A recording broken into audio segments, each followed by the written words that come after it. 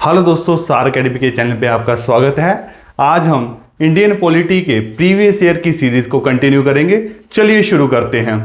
हमारा पहला क्वेश्चन है नीति आयोग एक है। नीति आयोग क्या है?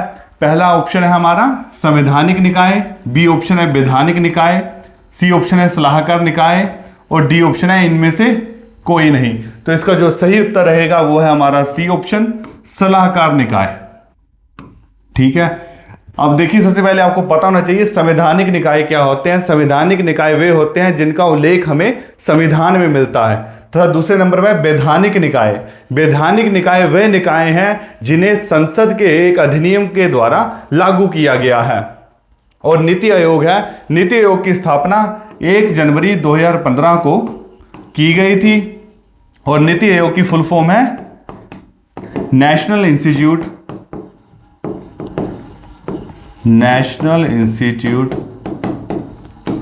For transforming India.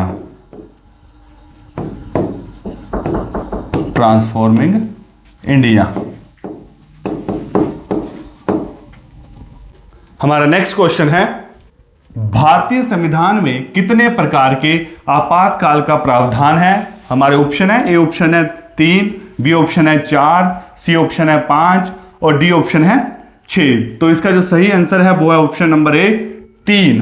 तो भारतीय संविधान के भाग 18 में 3 प्रकार के आपातकाल का उल्लेख किया गया है।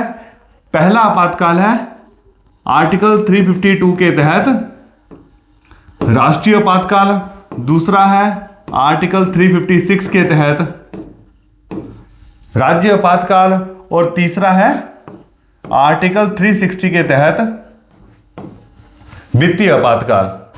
हमारा नेक्स्ट क्वेश्चन है भारत का सर्वोच्च न्यायालय संघीय न्यायालय के रूप में कार्य करता है जब वह निम्नलिखित मामलों पर विचार करता है।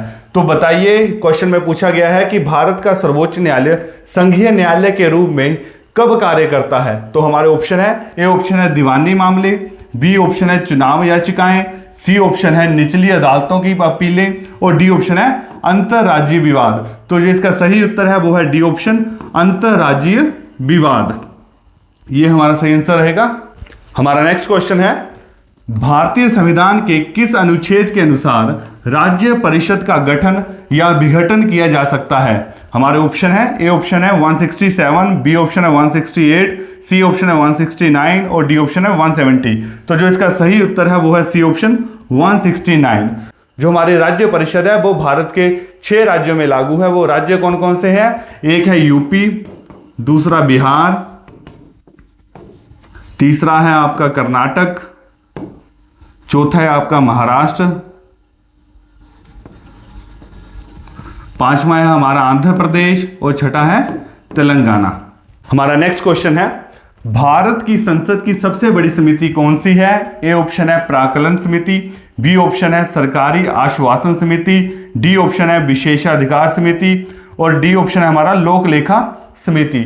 जो इसका सही उत्तर है वो हमारा ए ऑप्शन, प्राक्कलन समिति। इसमें कुल 30 सदस्य होते हैं। जो ये सरकारी आश्वासन समिति है इसमें 15 सदस्य लोकसभा से होते हैं और जो 10 सदस्य हैं वो राज्यसभा से होते हैं। जबकि जो विशेषाधिकार समिति है इसमें भी 15 सदस्य लोकसभा से होते हैं, 10 सदस्य राज्यसभा से होते हैं। जो अंतिम समिति है लोक लेखा समिति, इसमें 15 सदस्य लोकसभा से होते हैं जबकि 7 सदस्य राज्यसभा से होते हैं।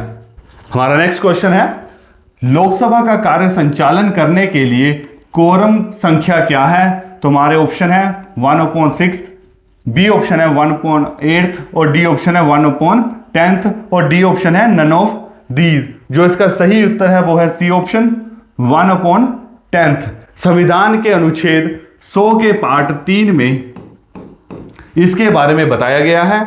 हमारा नेक्स्ट क्वेश्चन है राष्ट्रपति अपना इस्तीफा किसे भेज सकता है? ए ऑप्शन है लोकसभा अध्यक्ष, बी ऑप्शन है प्रधानमंत्री, सी ऑप्शन है उपराष्ट्रपति और डी ऑप्शन है सर्वोच्च न्यायालय के मुख्य न्यायाधीश। जो इसका सही उत्तर रहेगा वो हमारा रहेगा ऑप्शन नंबर सी, तीसरा जो है उपराष्ट्रपति। ठीक है, जो भारत के राष्ट्रपति हैं वो अपने इस्तीफे का संबोधन उपराष्ट्रपति के लिए करते हैं। ये भारतीय संविधान के आर्टिकल 56 के पार्ट 1 के सब पार्ट ए में दिया गया है। ये आर्टिकल याद रखना, एग्जाम में कई बार ये क्वेश्चन पूछा गया है।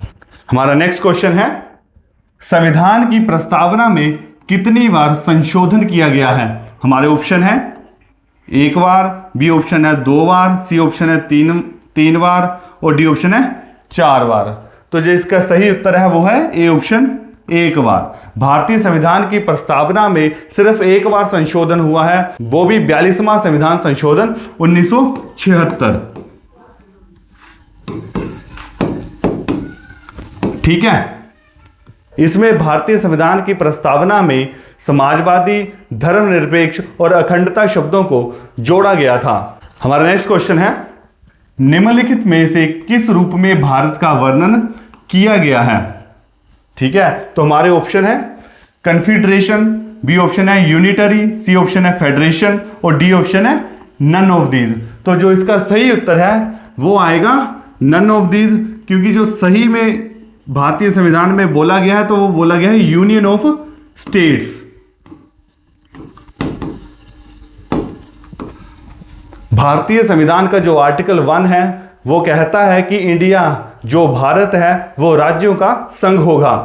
हमारा नेक्स्ट क्वेश्चन है, भारतीय संविधान में कितने मौलिक कर्तव्य हैं? हमारे ऑप्शन है ए ऑप्शन है 8, बी ऑप्शन है 9, सी ऑप्शन है 10 और डी ऑप्शन है नन ऑफ दीज। जो इसका सही आंसर है वो है D option, none of these.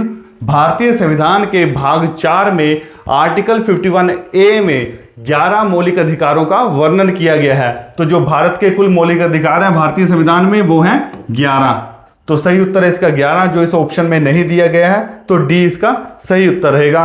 हमारा नेक्स्ट क्वेश्चन है, भारत के अटॉर्नी जनरल की नियुक्ति कौन करता है? ए ऑप्शन है हमारा भारत के मुख्य न्यायाधीश, बी ऑप्शन है कानून मंत्री, सी ऑप्शन है प्रधानमंत्री और डी ऑप्शन है इनमें से कोई नहीं। तो जो इसका सही उत्तर है वो है डी ऑप्शन, इनमें से कोई नहीं, क्योंकि जो भारत के अटॉर्नी जनरल है उनकी नियुक्ति राष्ट्रपति द्वारा की जाती है और ये भारतीय संविधान के आर्टिकल 76 में दिया गया है।